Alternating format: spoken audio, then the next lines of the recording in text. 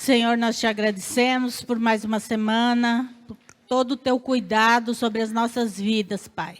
Fala conosco nessa noite através da tua palavra, através das ministrações, em cada vida que está aqui nesta noite, Pai. Em nome de Jesus. Amém. Irmãos, nosso texto base de hoje, Atos, capítulo 6, do 1 em diante. Ora, naqueles dias, crescendo o número dos discípulos, houve uma murmuração dos gregos contra os hebreus, porque as suas viúvas eram desprezadas no ministério cotidiano.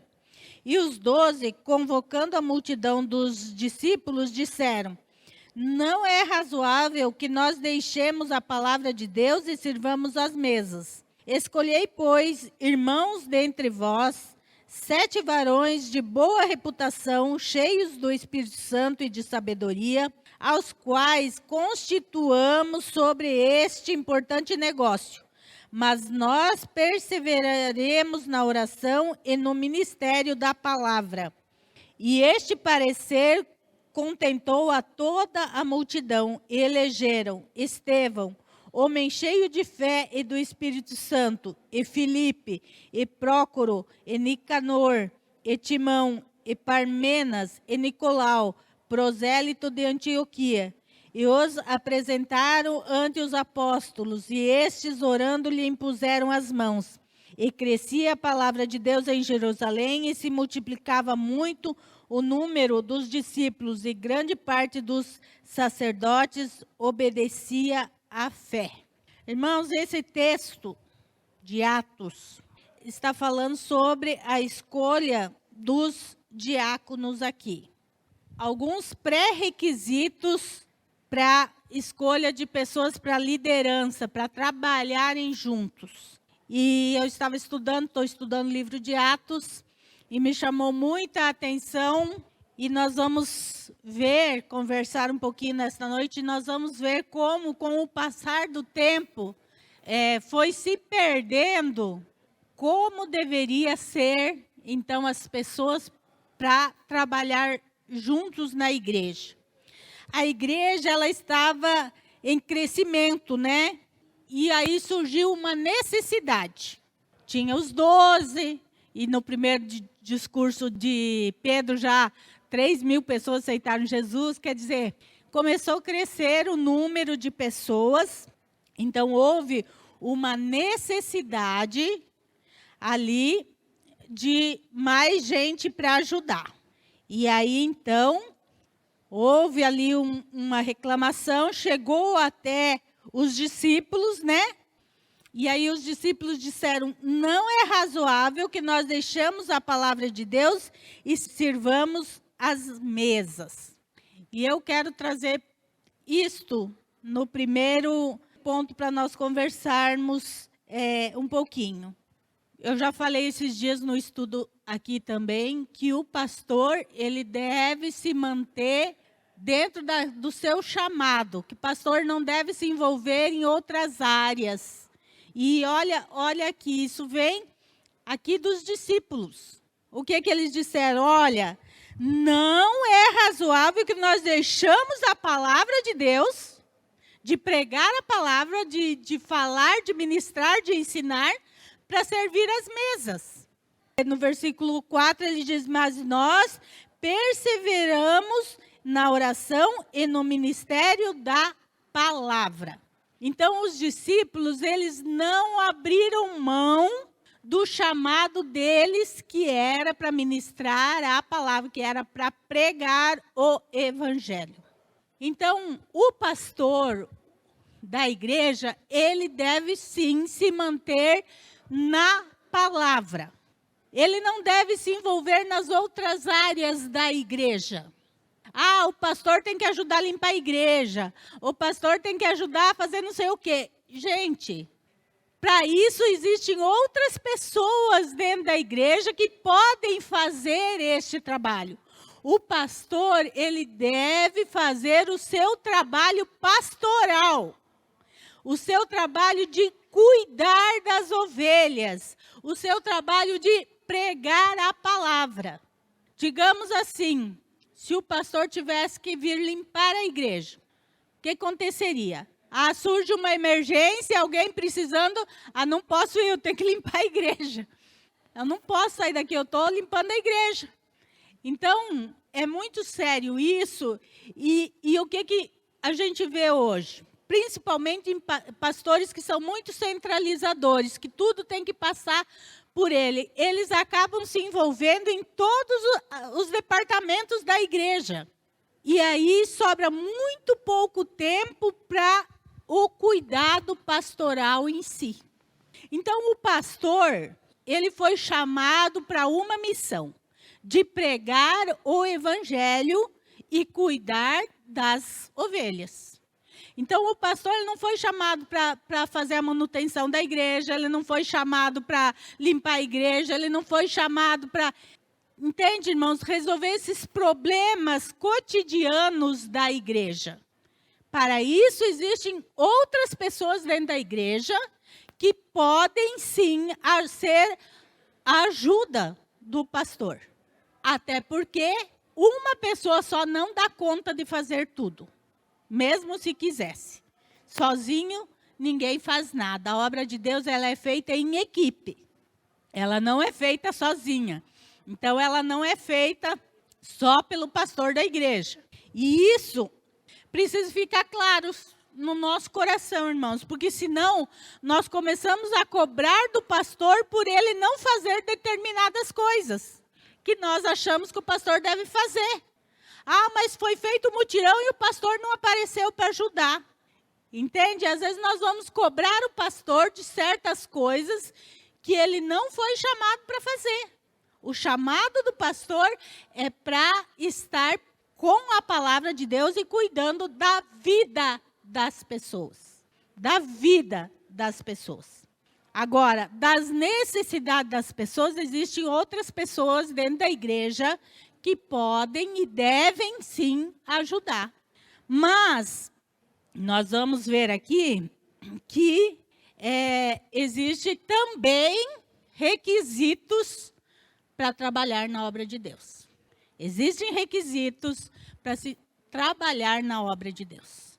E esses requisitos devem ser, sim, olhados por nós. Embora que hoje em dia a gente não vê mais isso acontecendo. E aí eu penso que nós é que mudamos. E estamos baixando o padrão de Deus.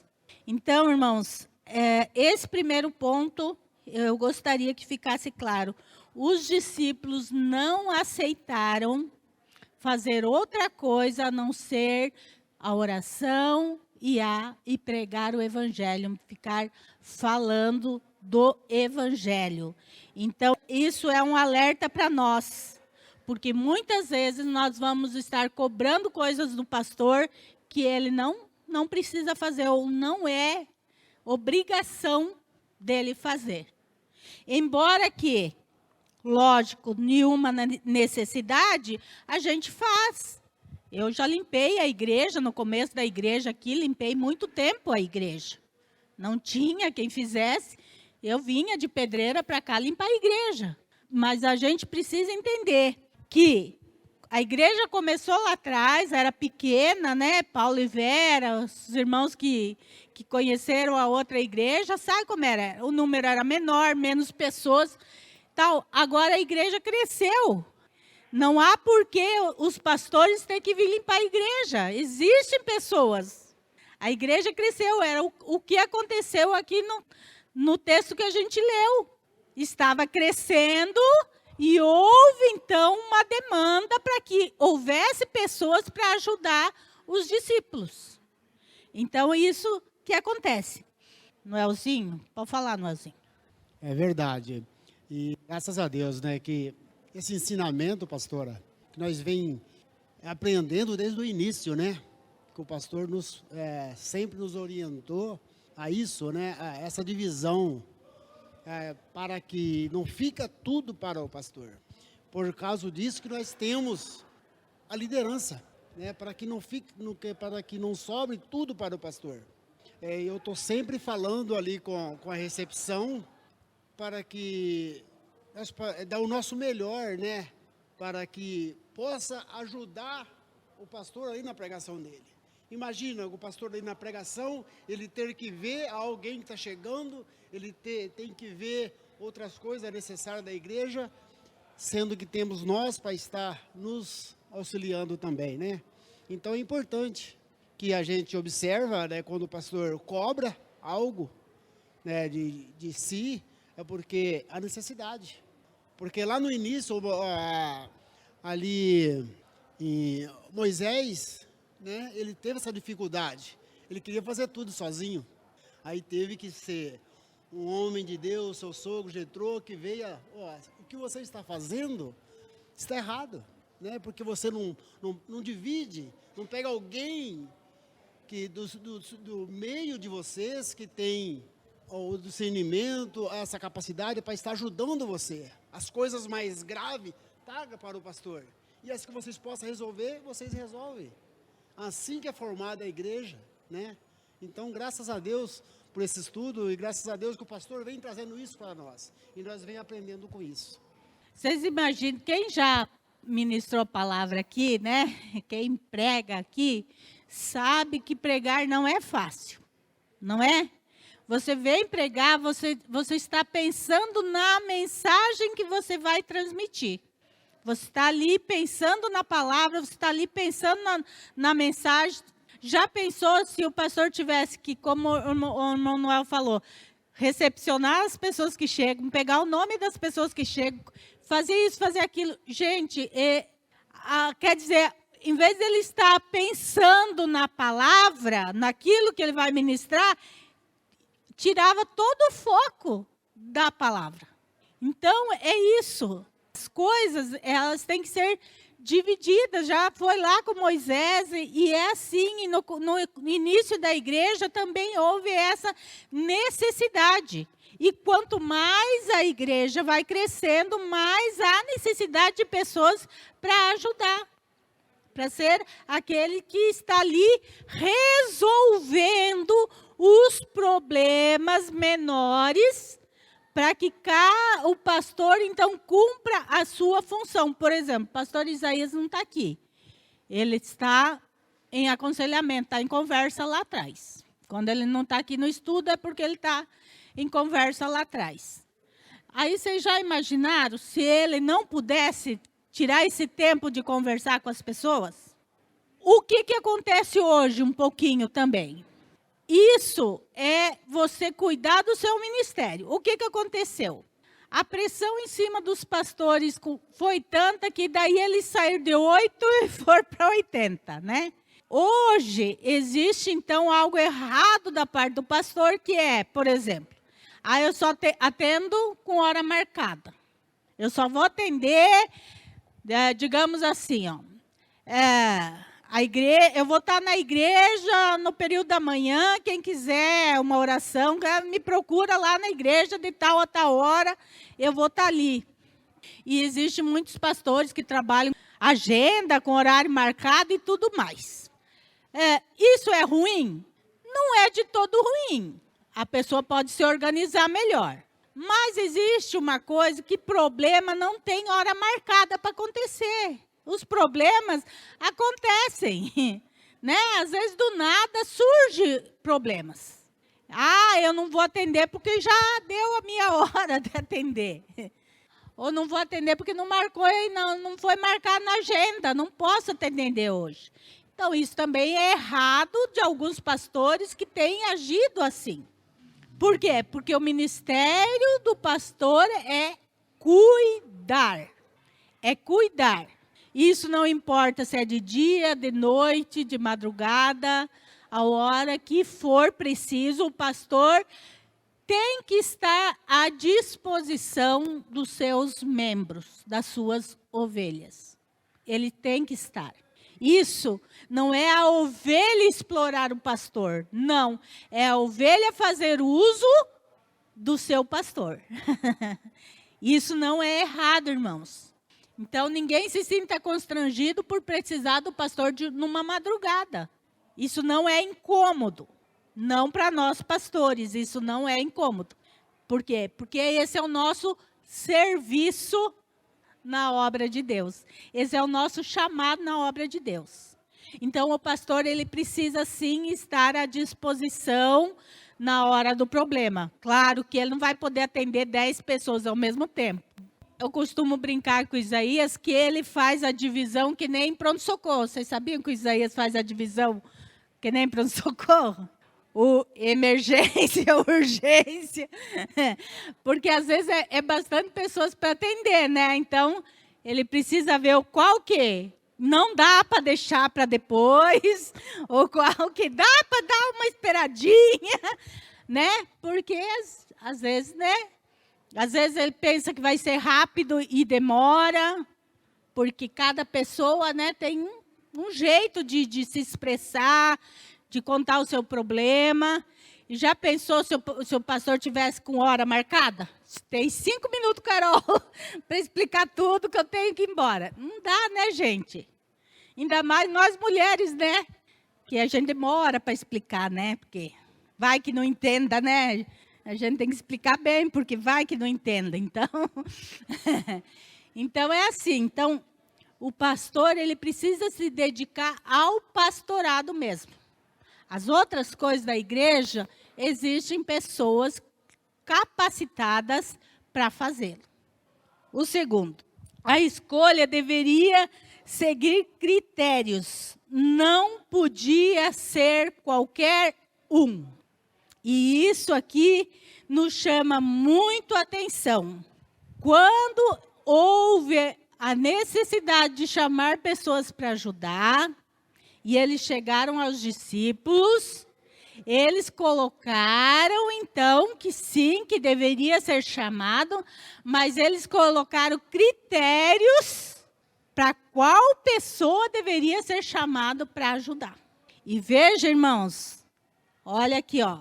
No final do versículo 2 diz assim: não é razoável que nós deixamos a palavra de Deus e sirvamos as mesas.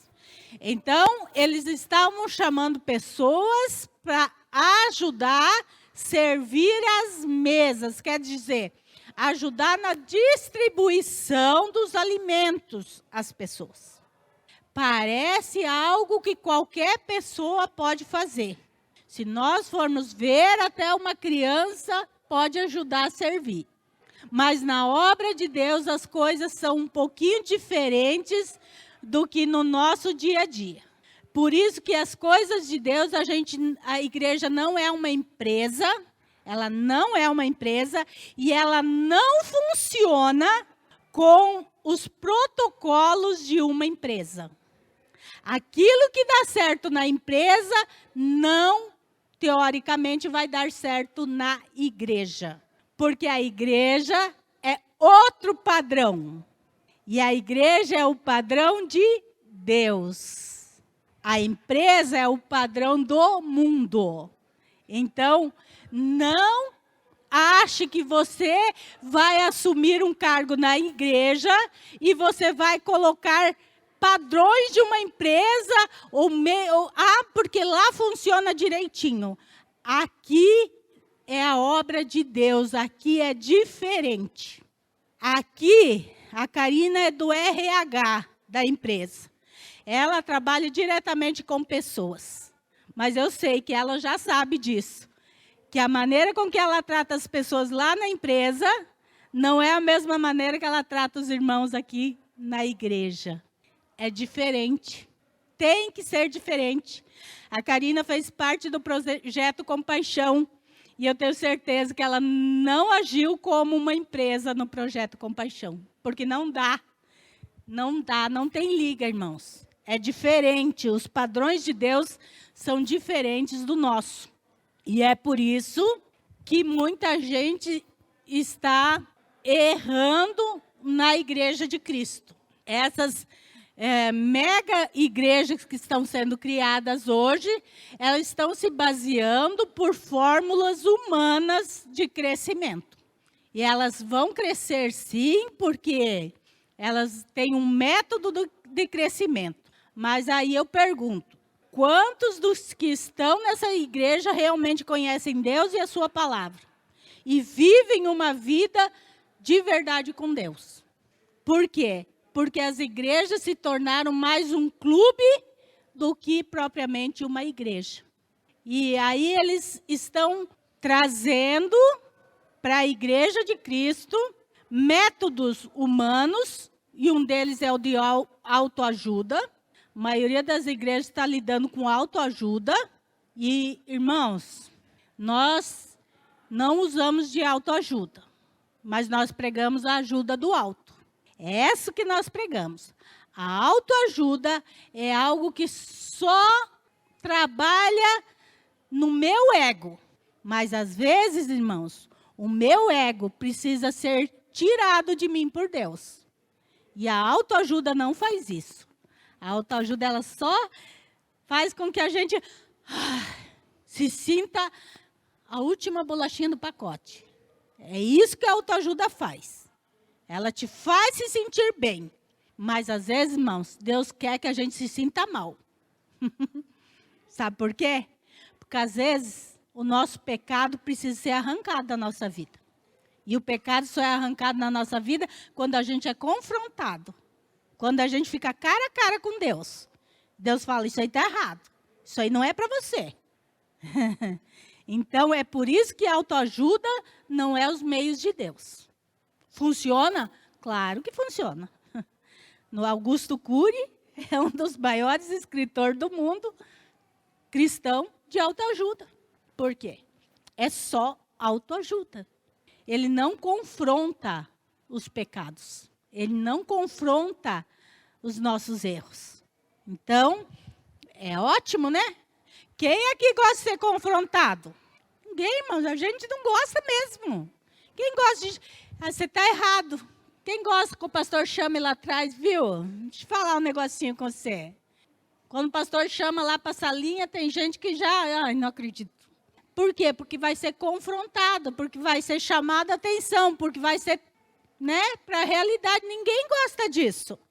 Mas a Bíblia diz que Deus, Ele até castiga aquele que Ele ama. Sou eu que estou falando, é a Bíblia. Deus castiga. Aquele que Ele ama, Ele castiga.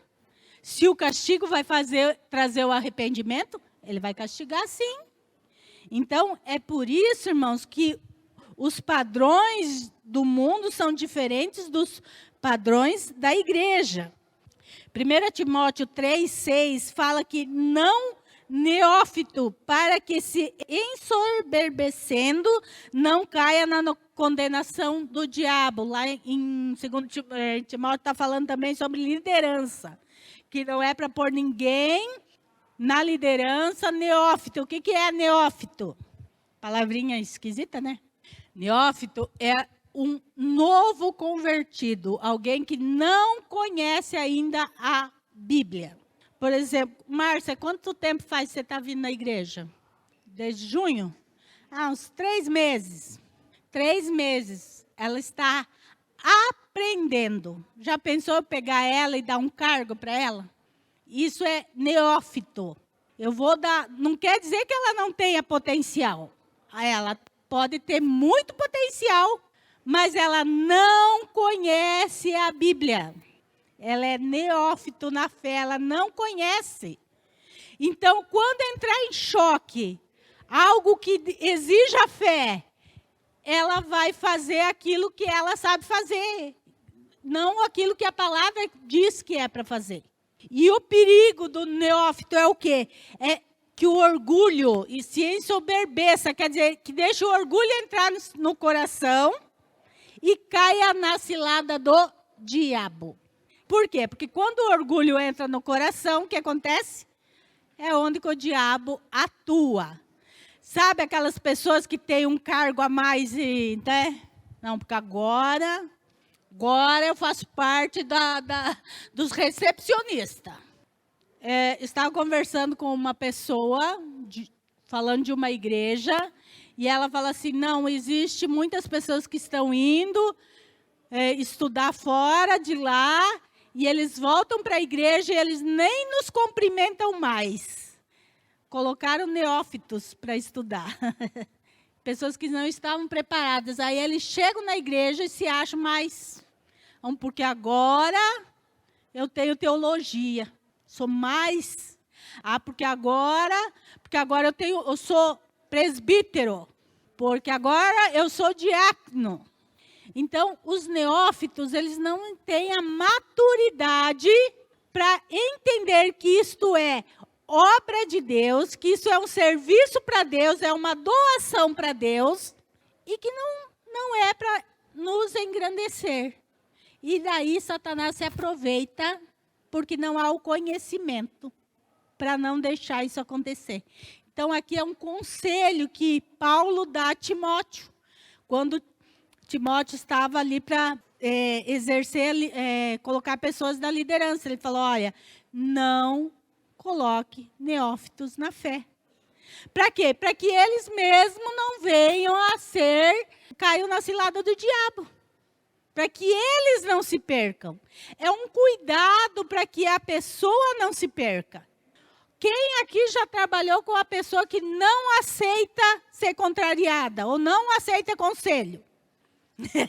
Aquela pessoa que acha que já sabe tudo e mesmo que você dê uma sugestão melhor, não, que eu já trabalho aqui há 20 anos e você acabou de entrar. Quem já conviveu com pessoas assim? É isso, irmãos, o neófito, ele pode se ensoberbecer, quer dizer, ele perde a noção, né? E aí o orgulho sobe ao coração. E aí Satanás se aproveita disso. E a pessoa que não está disposta a aprender, só quer ensinar, essa é muito difícil de ser trabalhada. Muito difícil de ser trabalhada. Pessoa que já acha que sabe tudo e não está disposta a aprender, essa é a pior pessoa para trabalhar. Porque, irmãos, nós vamos estar sempre precisando aprender, sempre. E com as coisas de Deus, com a obra de Deus, com a palavra de Deus, nós sempre vamos estar aprendendo. Não é porque eu estou há 10 anos na igreja, não é porque eu estou há 20 anos na igreja, não é porque eu estou há 30 anos na igreja, que eu já sei tudo. Não, a palavra de Deus diz que ela se renova toda manhã. Então, todo dia eu aprendo algo novo da palavra de Deus. Eu sempre vou estar aprendendo da palavra de Deus. Então, aquele que acha que já sabe, não precisa mais, é ali que Satanás entra e é o princípio da queda da pessoa. Então, Paulo, na sua sabedoria, ele aconselha para que ninguém que fosse novo, neófito, fosse colocado num cargo de liderança. Havia, então, critérios para que essas pessoas fossem escolhidas. E nós vamos ver os critérios aqui.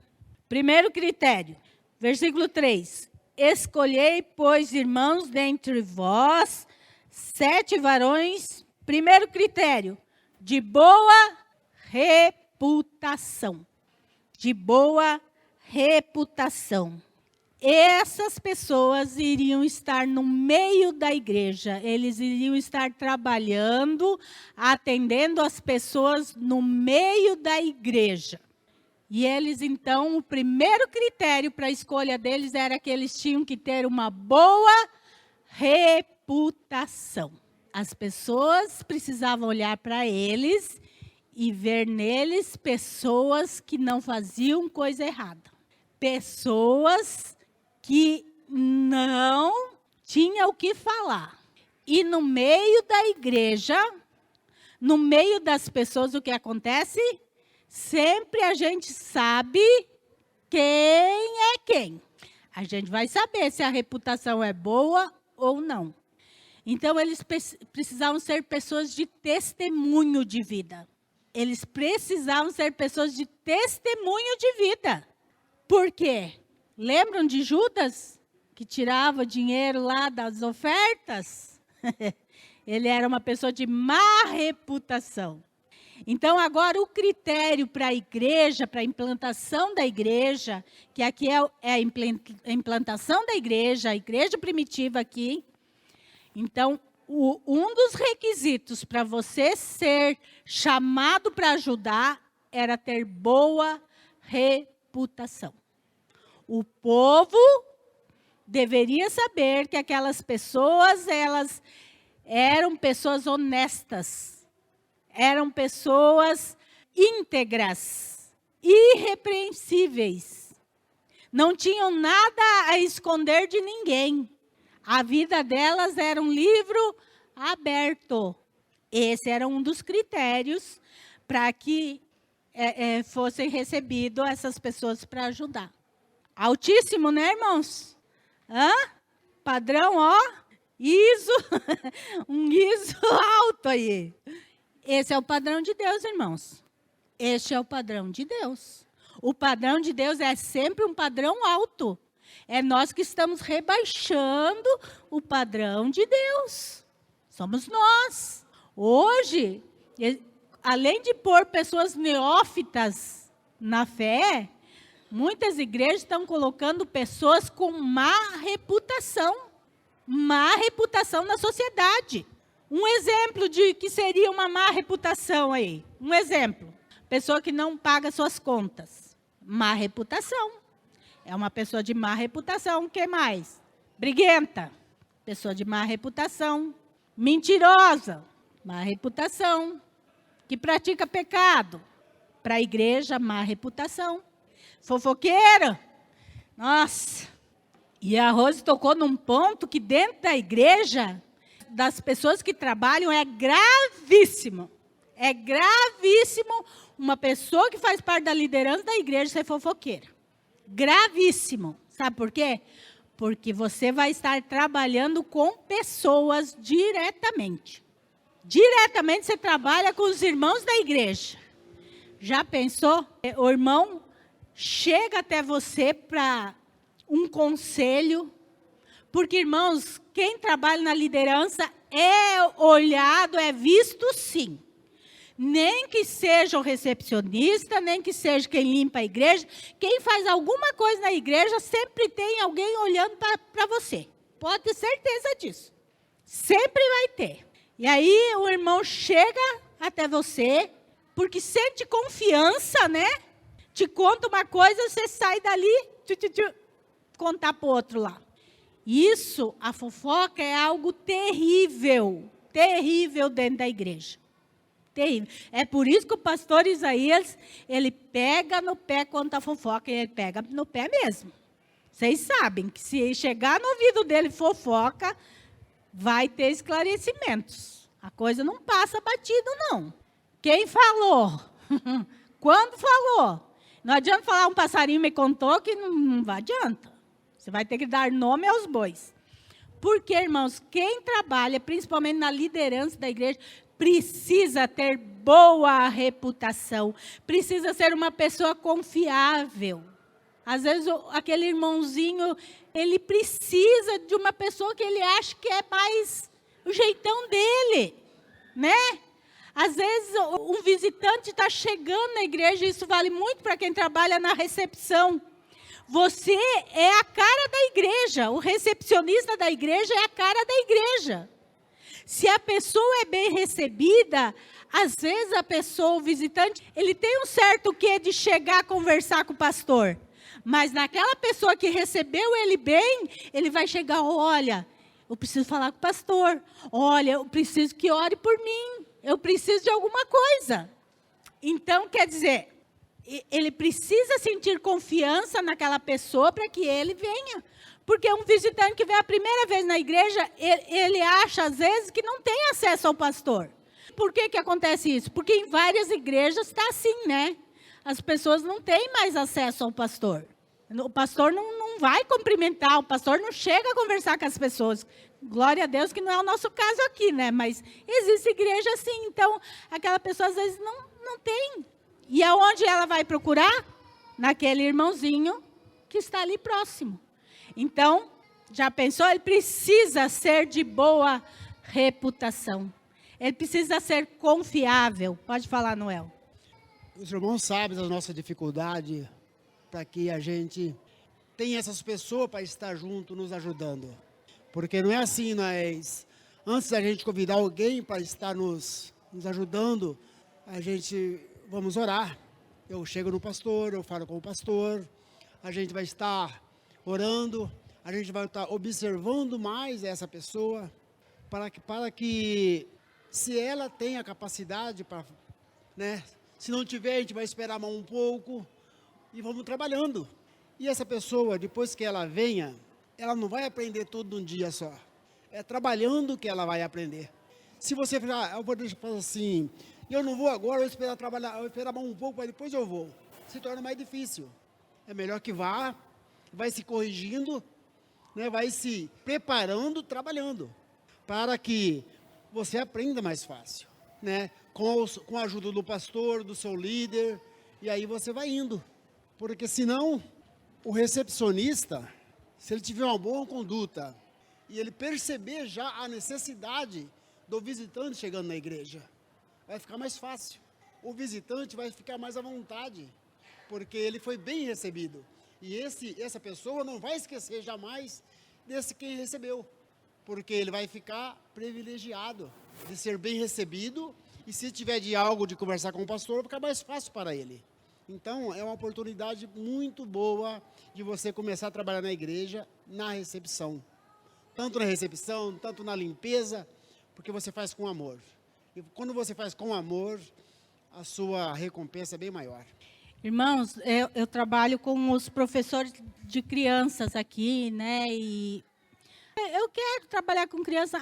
Então tá, já vou te pôr na escala. Não é assim, irmãos. Não é assim. Em nenhum departamento da igreja é assim que funciona. Nós primeiro vamos ver se a pessoa tem condições. Por quê? Porque não é só ficar lá atrás com as crianças. Precisa ensinar as crianças. Precisa ensinar sobre Deus para as crianças.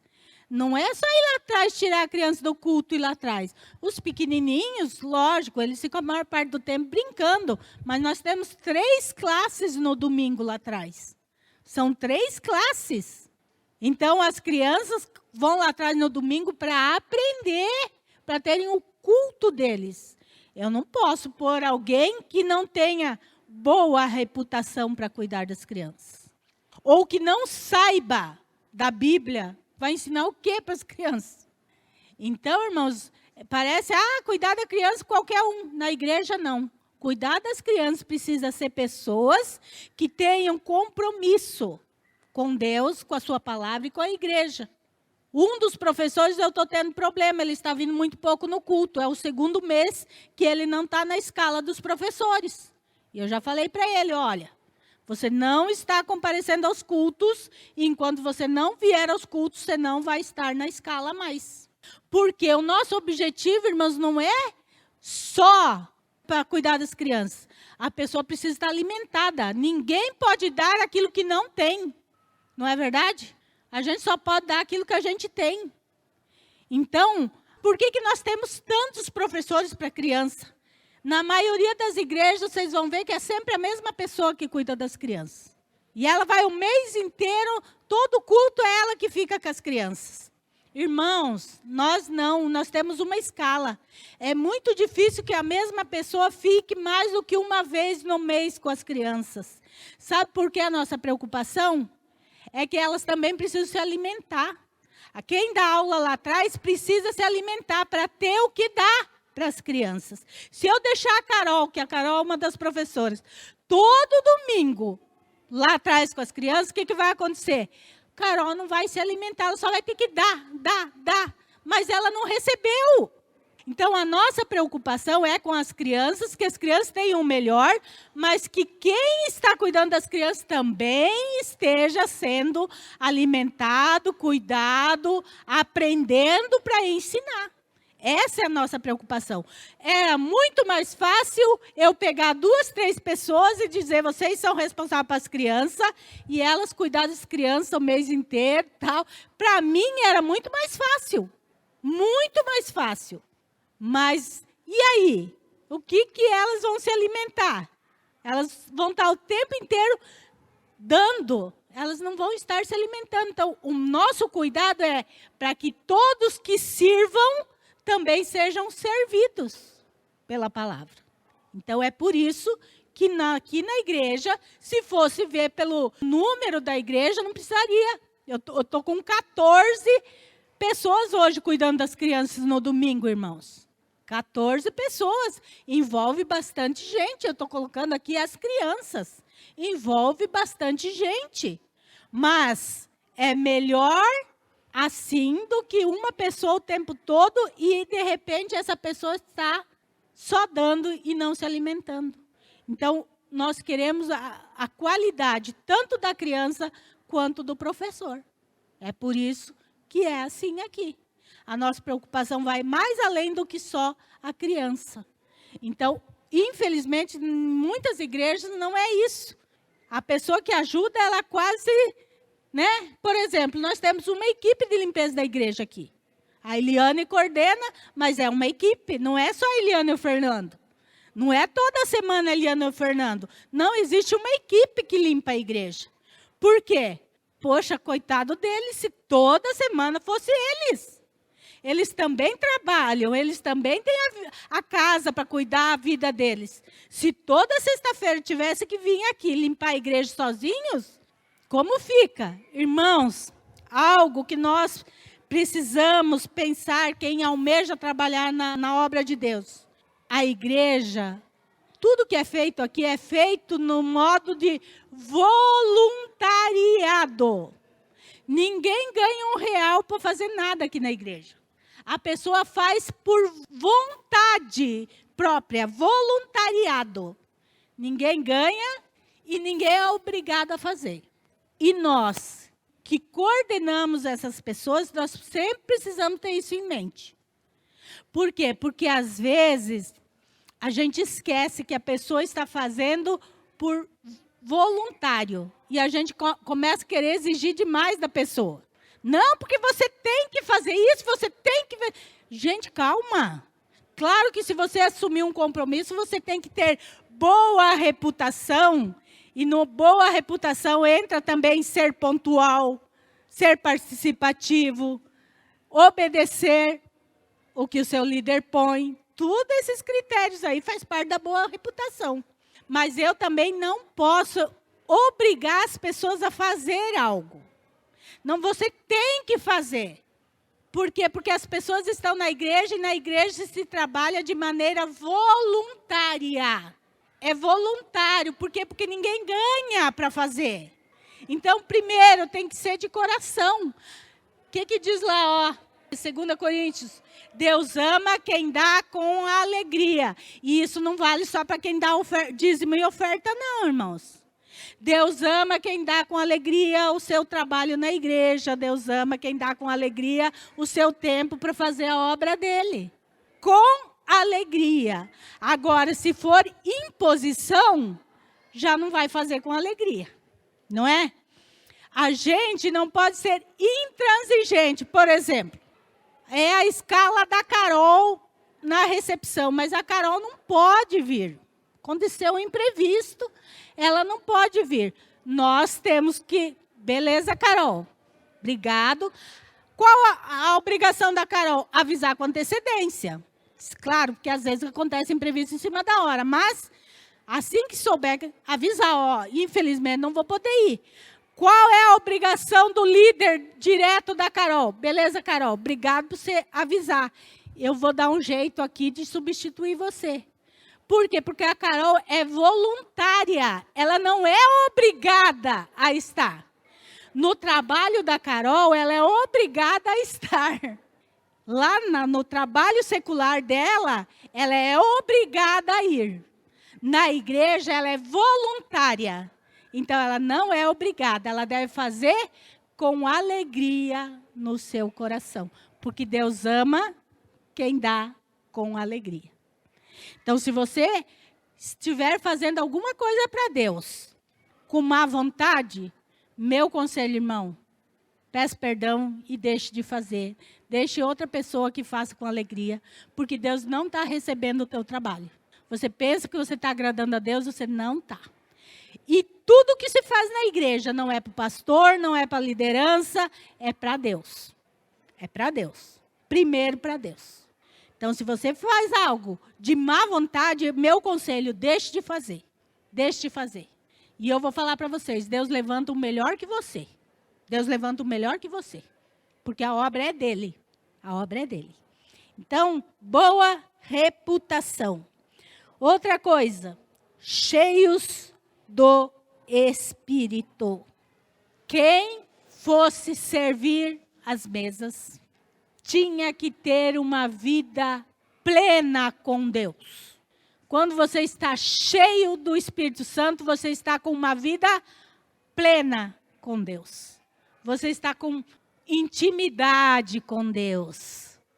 Você está, vida espiritual lá em cima. Esse é um dos requisitos para se trabalhar na obra de Deus. Requisito esse que tem sido deixado de lado hoje em dia, na escolha das pessoas. Porque, irmãos, que precisa estar cheios de Deus. E eu fiquei pensando, mas caramba, por que eu preciso estar cheio de Deus para limpar o chão da igreja? Caramba, só vou limpar a igreja. A maioria vem aqui quietinho na sexta-feira, a igreja nem vê quem está aqui limpando. Por que eu tenho que estar cheio de Deus para limpar a igreja? Irmãos, eu preciso estar cheio de Deus para limpar a igreja, porque senão, se o irmãozinho, aquele irmãozinho mais porcalhão, deixar cair um papelzinho no chão, e eu ver, eu vou criar uma onça para cima do irmão lá, né? Oi, eu venho aqui limpar, e você nem para jogar no lixo seu papel. Não é verdade? Nós precisamos estar cheios de Deus para transmitir Deus para as pessoas, para sermos amáveis. Para sermos amáveis, nós precisamos estar cheios de Deus, irmãos. Porque a nossa natureza humana, né? Essa é a realidade, a gente é assim. As irmãs aqui, eu sei que tem muito irmão que ajuda a limpar a casa, mas quer me deixar irritada, eu tá passando paninho e alguém lá. E o pastor Isaías, ele tem o dom, irmãos. Ele está lá sentadinho. Eu passar o pano no chão, o chão está molhado, ele começa. Gente, isso é irritante, não é, irmãos? Ai, mas não dá para esperar mais um pouquinho secar o chão, depois você passa. É um minutinho. Né? É só um minutinho. Mas é incrível. Então, irmãos, mas na nossa casa, a gente pode até... Vai lá, fica sentado aí. Eu acabei de limpar. Mas na igreja, não. Eu não posso ofender meu irmão. Posso ofender o meu irmão. Eu não posso machucar o meu irmão. Eu preciso estar cheio do Espírito Santo para ser amável. Para entender quando o irmão faz algo que eu não gosto. Vocês entendem? A necessidade de estar cheio de Deus parece tão bobo, né? Mas eu preciso ser amável. Eu preciso amar aquele irmãozinho, porque Cristo morreu por ele. E outra, irmãos, aquele irmãozinho é filho de Deus. E se eu tratar ele mal, eu vou me ver com o pai dele. Vocês já pararam para pensar nisso? Quando eu faço fofoca do irmãozinho da igreja, eu estou falando mal de um filho de Deus. Vou ter que me entender com o pai dele depois. Quem aqui já viveu essa cena aí, né? Ou fez com seu filho. Mexeu com você? Deixa que eu vou resolver. Com Deus é assim também. Mexa nos filhos de Deus para você ver se Deus não vai vir ter uma conversinha com você lá no pé da orelha. Vem sim, irmãos. É isso. Por que para trabalhar na igreja precisa ser cheios do Espírito Santo? Porque nós precisamos ser amáveis. Nós precisamos ser compreensíveis. Compreensíveis com os irmãos. Nós precisamos ser prudentes. Tratar todos de igual modo. Não há preferidos na igreja. Não estou falando de intimidade, tá, irmãos? Estou falando que no serviço da igreja, todos devem ser tratados de igual modo. Foi esse o problema que aconteceu aqui na igreja, né? O começo do texto diz que os gregos estavam bravos com os hebreus, porque as viúvas não estavam tendo a mesma assistência que as viúvas hebreias estavam tendo. Então, estava havendo uma separação ali, e foi por isso que houve essa confusão, que se exigiu pessoas para ajudar. Então, irmãos, na igreja, quem trabalha na igreja, ele deve tratar todos de igual modo. Não estou falando como eu falei, de afinidade. Lógico, você vai ter mais afinidade com um irmão, menos com o outro. Mas na hora que você estiver fazendo o serviço na igreja, você deve tratar todos de igual modo. O Du vai ganhar um copinho de água, vou levar para o Du. Mas a Amanda, que vai lá buscar. Eu estou fazendo separação e isso não pode acontecer. E para que isso não aconteça, irmãos, nós precisamos estar cheios do Espírito Santo de Deus, porque é o Espírito Santo, irmãos, que nos capacita, porque humanamente a gente é falho, humanamente a gente erra, humanamente a gente acaba magoando as pessoas, sim. Mas se nós estivermos cheios de Deus, pode ser que ainda aconteça, mas com menos frequência. E se acontecer, nós vamos ter humildade para pedir perdão. Mas isso é estar cheios de Deus. É uma necessidade de quem faz a obra de Deus. E a gente pensa assim, o pastor tem que estar cheio de Deus. A liderança espiritual da igreja precisa estar cheia de Deus. Não. Qualquer que exerce um trabalho na igreja precisa estar cheio de Deus. Porque, irmãos, aqui somos todos iguais diante de Deus. Todos iguais. Então, eu preciso estar cheio de Deus para tratar meus irmãos da maneira correta. Vamos para o último, tá? Para nós encerrar. E aí fala, cheios do Espírito e de sabedoria. Sabedoria. Por que quem trabalha na obra de Deus precisa de sabedoria? Justamente porque nós lidamos com pessoas. E nós precisamos saber tratar essas pessoas. Nós precisamos saber resolver os problemas que vêm. Dar o exemplo das crianças, porque é onde eu mais atuo. Esses dias, no domingo de ceia, nós tivemos um problema ali atrás, com algumas crianças. E é difícil, irmãos. Quer dizer, o professor tentou resolver, não conseguiu, e aí eu tive que intervir no problema lá atrás. Por quê? Porque é difícil. A gente tem que lidar com sabedoria. Por quê? Por causa dos pais das crianças. Nós não podemos magoar os pais. E se conforme a gente reage ao problema, em vez de resolver, a gente pode aumentar o problema, né? A gente vai aumentar o problema. Vai envolver o pai e a mãe, vai envolver não sei quem, de repente, aquilo toma uma proporção, né? Que não tem mais o que fazer. Então, nós precisamos de sabedoria, de como agir, de resolver o problema. E aí, então, o que eu preciso fazer para ter sabedoria? Estudar a Bíblia. Quem estuda a Bíblia é sábio. Quem estuda a Bíblia adquire sabedoria, se torna sábio. Por quê? Porque nós aprendemos como agir.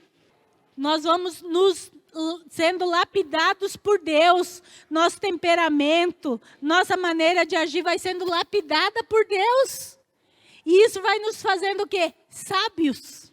Vai nos fazendo pessoas sábias na maneira de agir com o nosso próximo, porque é essa a finalidade. É essa a finalidade. Irmãos, nós vamos morar no céu junto, por toda a eternidade. Mas a lapidação começa aqui. Vai ser feita lá no céu. É aqui, é no meio da igreja que nós somos moldados, lapidados, preparados para ir para o céu. Então, quanto mais eu me encho de Deus e quanto mais eu entendo a sua palavra, mais eu sou lapidado por Deus. E aí eu vou, então, aprendendo a lidar com as pessoas. Vocês estão vendo por que não pôr um neófito na fé em cargos na igreja?